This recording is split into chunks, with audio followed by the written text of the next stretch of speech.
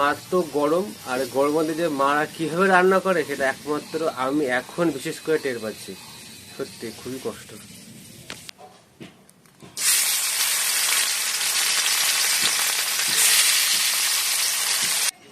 সকাল দিয়ে অনেকটাই প্রায় বৃষ্টি হয়ে গেছে, আর আকাশে পুরো এই মেঘ, বেশ ভালোই মেঘ করেছে। আর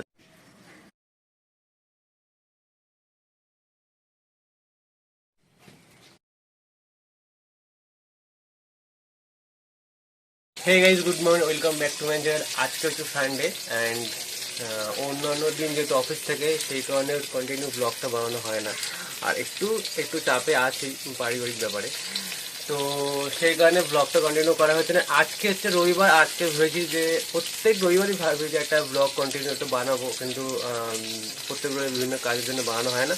বাট আজকে বাড়িতে কেউ নেই, বাবা গেছে কাজে আর মা গেছে দিদির বাড়িতে। প্রায় আজকে 3-4 দিন মা দিদির বাড়িতে আছে। আর একটা সুখবর আছে, সেটা হচ্ছে ভিডিওর শেষে দেবো। অ্যান্ড এখন আজকে যেহেতু রবিবার সকাল থেকেই মানে ঘুম থেকে উঠছি তখন দেখছি বৃষ্টি হচ্ছে। আর এখন তো আকাশের মধ্যে প্রায় মেঘমেঘ করেছে মোটামুটি। এখন ওই প্যাচপ্যাচে গরমটা এখন হয়তো তবুও ঠিক আছে, জানি না এরপরে গরমের পরিমাণটা কি হবে।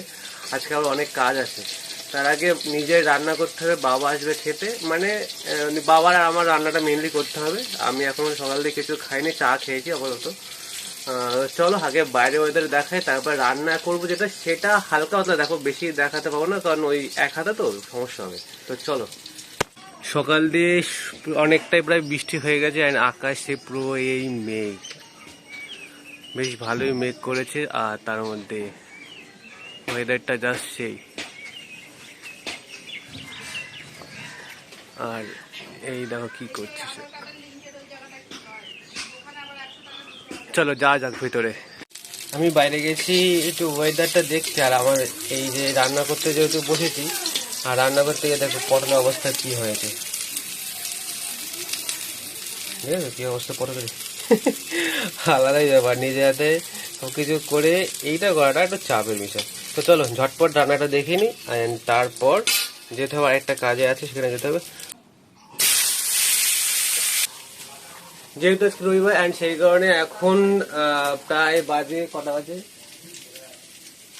10টার মতো বাজে। 9টা 10-এ আজকে ঘুম থেকে উঠেছি। এই আছে আমার, এই হচ্ছে আলু ভাজা হচ্ছে, এখানে হচ্ছে তোমার পটল ভাজা, আর এইটা হবে হচ্ছে পটল ভাজা, ওটা মাছের ঝোল হবে, এটা হবে পটল ভাজা ডাল দিয়ে খাওয়ার জন্য। আর এই হচ্ছে ফিশ, এখন এটা বরফ থেকে রয়েছে, বরফ থেকে এখনো গলেনি, জানি না কখন গলবে। এখন মাছ ভাজতে হবে, চলো আগে দেখা যাক কি হচ্ছে। ট্যান্টানা। যখন বাড়িতে একা একা থাকি তখন বুঝতে পারি যে এই রান্নার ঝামেলাটা যে কত একটা বিরক্তিকর ঝামেলা।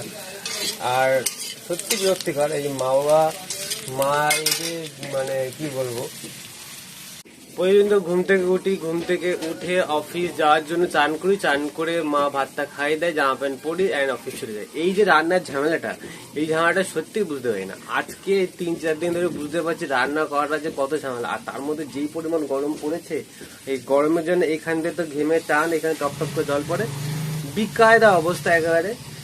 আর বলার বাইরে, মাছ তো গরম, আর গরমের মধ্যে যে মারা কিভাবে রান্না করে সেটা একমাত্র আমি এখন বিশেষ করে টের পাচ্ছি। সত্যি খুবই কষ্ট।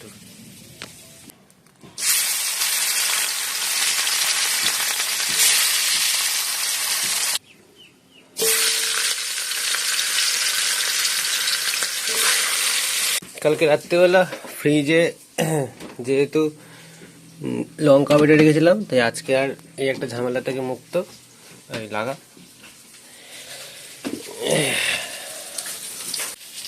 জানি না এতটা লঙ্কা বাটা দেওয়াটা ঠিক হবে কিনা। এই কটা মাছ, 4-5টা মাছ, আর এই যে দুটো কটা মাছ, এইটুখানি লঙ্কা বাটা দিলাম।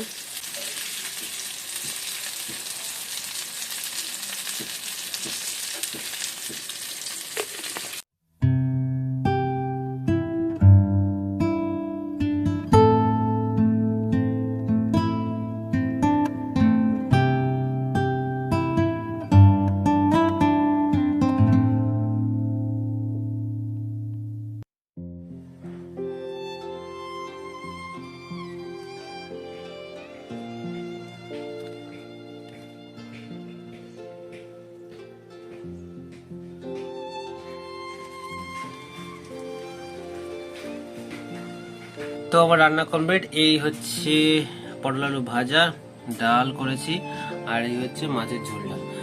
তখন পুরোটা করতে পারি, তখন ফোনে চার্জ শেষ হয়ে গেছে, তারপর আবার রান্নাটা করতে দেরি হয়ে যাচ্ছে। পুরো ভিডিওর জন্য রান্নাটা করতে পারিনি, ভিডিওটা করতে পারিনি। তো এখন এই যে হচ্ছে যে দেখালাম রান্নাটা, অ্যান্ড খেয়ে দেখি যে কেমন হয়েছে। চলো এখন খেয়ে দেখা যাক যে কেমন হয়েছে, নিজের হাতের রান্না কেমন হয়েছে। আর এই হচ্ছে মাছের ঝোল।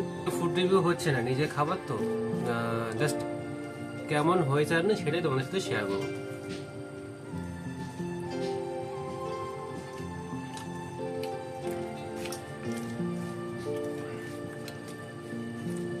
মোটামুটি ঠিক আছে, ঝোল ডালটা আর ভাজাটা মোটামুটি ঠিক আছে।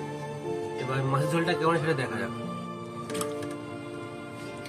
মাছটা মোটামুটি ভাজা হয়েছে, কাঁচা কাঁচা মতো নেই। আমি যে মাছটা এত ভাজা কম হবে, তো মাছটা মোটামুটি ভাজা হয়েছে।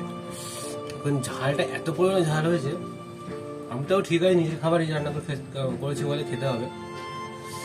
বাবারও মনে হয় ঝাল, বাবা যেহেতু বেশি খায়, সুতরাং বাবার পক্ষে তো ঠিক আছে, কিন্তু মা খেতে পারবে না এত ঝাল।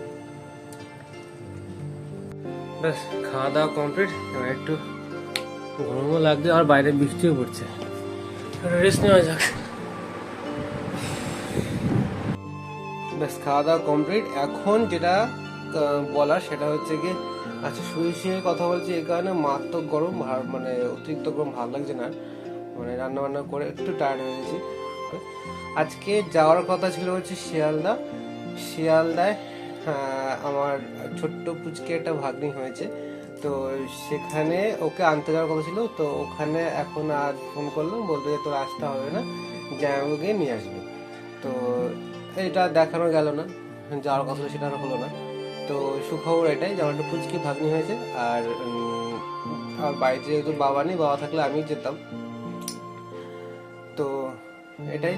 হ্যাঁ, আর ভিডিওটা যেহেতু একটা রান্নার ভিডিও, তো হয়তো অনেকে বলবে যে একটা ঘরোয়া ভিডিও দিয়েছিস, তাই কন্টেন্ট খুঁজে পাচ্ছি না, একটা কন্টেন্ট আমার ভালো লেগেছে এটা দেওয়ার মতো, তাই আমি দিলাম।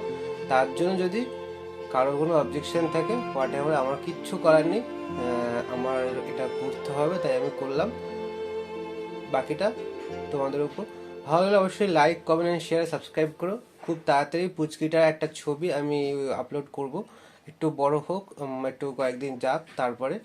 অ্যান্ড দেখা হচ্ছে পরের ভিডিওতে। ভালো লাগলে অবশ্যই লাইক, কমেন্ট অ্যান্ড শেয়ার করো। চেষ্টা করব পরবর্তী ভিডিওটা কন্টিনিউ করার জন্য।